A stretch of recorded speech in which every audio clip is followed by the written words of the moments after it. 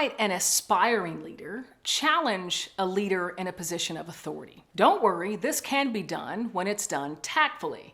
And I'm going to show you how right now.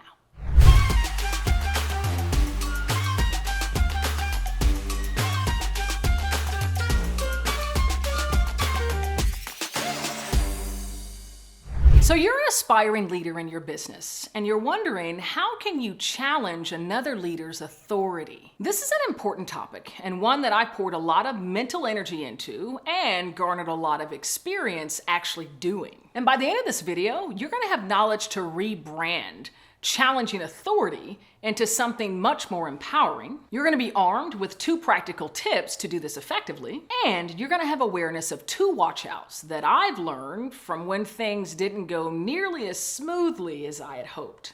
Okay, let's start with the rebrand. Let's move away from the language of challenging authority. It seems so contentious, right? Let's rebrand the language to influencing up your organization. When we challenge individuals higher in the organization with respect and with strong rationale, it becomes an exercise of influencing. How can you influence someone higher in the organization to think differently, to maybe move the business in a different direction or make a different decision? So now with that new brand, we're influencing up the organization. Let's go through 2 practical tips and a couple watch-outs as you strive to practice this in your business or in your organization. The first tip when you're striving to influence up an organization is to get strategic about timing and environment. Ask yourself, what's the best timing and place for me to actually approach this individual? Should it be done immediately after you have an idea or the need to challenge that individual, or could it wait a day or 2? Should the challenge happen more in a one-on-one setting, or should it be done in front of a group or in front of your team? Thinking strategically about the timing and the place that you're actually doing the influencing can help poise you for success and getting the outcome that you most desire. Ask yourself, what's the best possible outcome after I've expressed my thoughts and strive to influence this individual? And then what's the best time and the best environment for me to achieve that success?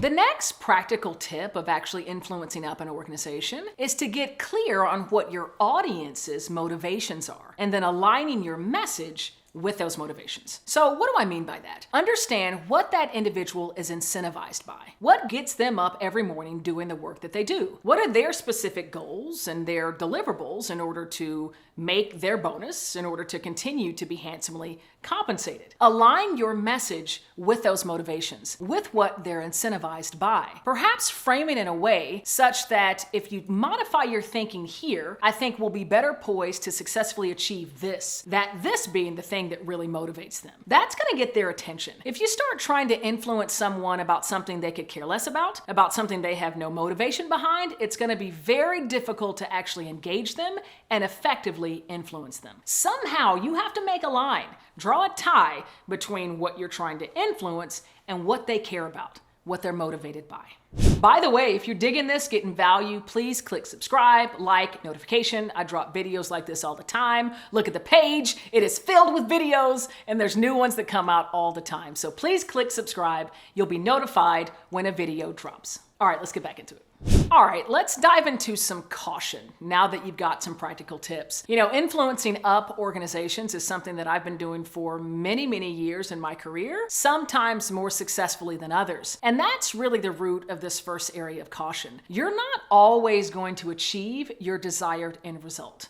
And that's okay. I think what's important is that you continue practicing. You continue striving to do that influence. The more that you practice it, the better you'll become. You know, I can remember when I first started to influence up an organization, I wasn't even a manager yet. I didn't have direct reports. And I was wanting to engage with my leader, with my own manager, in a much more meaningful way. I noticed that during our one-on-ones, he would sit behind his computer, and when I would raise concerns, when I would talk about the work, talk about help needed, he was often multitasking. He would be looking at his computer, typing, kind of nodding to me, but not really engaging in the conversation. And it was very challenging to actually, relay my ideas, relay my thoughts, and have really good engaging conversation, because he would always multitask and say, oh, let me do this, let me do that. And so I decided that I wanted to try to influence him to have a different setting of our one-on-ones, such that he didn't have that computer in front of him. And so my strategy was that I was going to make a quick suggestion. It's so gorgeous outside. Why don't we grab a conference room, something that has a really nice view for our one-on-one today? And so I thought if I presented in that way, it's kind of nonchalantly. I want to look,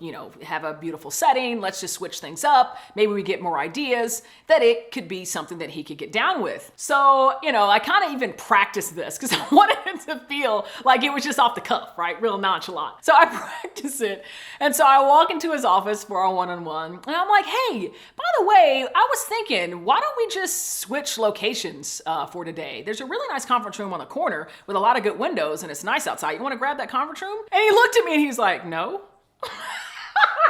So that was very quickly rebutted. It didn't go anywhere, and I was not at all successful in influencing him. All I could do is kind of shrug my shoulders and say, okay, and then sit down and watch him proceed to multitask in his computer. It's not always going to have the result that you desire, but continue striving to do that influence, practicing, taking that action. And again, I think the more that you can practice those tips that I just shared, the more success you'll have moving forward. And if the outcome that you desire isn't achieved, it's your choice on how you progress forward. Just like me in that situation, and I chose to actually just sit down and engage in the one-on-one as we had been doing. But remembering, okay, this was an avenue that didn't work, this strategy wasn't effective, maybe next week I'll try something different. The second area of caution to think about as you're striving to influence up an organization is when the situation involves when your core values have been disrespected, or when there's discrimination that's apparent, either discrimination against you yourself or someone else in the organization. I will say that if they are not respecting you, those around you, or if they're discriminating you or those around you, the need to speak up and actually hold that individual accountable on a more timely fashion, I think has an increased level of significance and importance. Now, this is speaking as me, Cassandra. I think this is something that needs to immediately get elevated and acknowledged. Of course, striving to find the best way to do that. So that might take a day or two, but don't let that wrongdoing, that discrimination, that disrespect linger for too long, because you're granting permission to that individual to do it again and again. And when you do choose to step into that moment, to hold that individual accountable, make sure you're focusing on the impact that their words, that their behavior had on you or those around you. Don't focus on the individual, but rather how their words or their behaviors impacted you directly. Speaking of leading or influencing others, I've got something else for you. I want to share with you a recording of a keynote message that I delivered to an organization going through tremendous change and disruption in their market and in their organization. And specifically, I want to share the part where I was talking about leading and inspiring others through change, through growth, and really it's about influencing. Click on the link below. I want to make sure that you have the research, the data, and the insights to ensure your growth through even your greatest change challenges. I'm Cassandra Worthy, and until we meet again, keep growing and keep rocking.